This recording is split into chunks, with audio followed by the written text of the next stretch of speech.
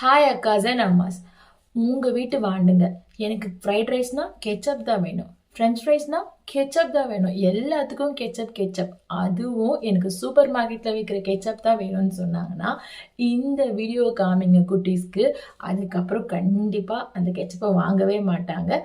அது மட்டும் இல்லாமல் நம்மளும் சூப்பராக ஹோம்மேட் கெச்சப் எப்படி பண்ணுறதுன்னு சொல்லிட்டு அவங்களுக்கு நம்ம பண்ணி தரலாம். எந்த பெரிய டிஃப்ரென்ஸுமே இருக்காது. எப்படி பண்ணுறதுன்னு பார்க்க நான் சொன்ன வீடியோ இதுதாங்க. நிறைய பேர் நீங்கள் பார்த்துருப்பீங்க. ஸோ இந்த வீடியோவில் என்ன சொல்கிறாங்க பார்த்தீங்கன்னா, அந்த பேக்கேஜில் இருக்கக்கூடிய ஒரு ஒரு கெமிக்கல் திக்னர் அப்படின்னு சொல்லக்கூடிய அதை வந்து எக்ஸ்பிளைன் பண்ணி காமிக்கிறாங்க. ஸோ அந்த கெமிக்கல் தான் இந்த கெச்சப்க்கு யூஸ் பண்ணியிருக்காங்க. ஸோ நிறைய பேர் பேக்கேஜை பார்த்து ஏமாந்துடுறோம். ஏன்னா அவங்களுடைய பிஸ்னஸ் டாக்டிக்ஸ் அது.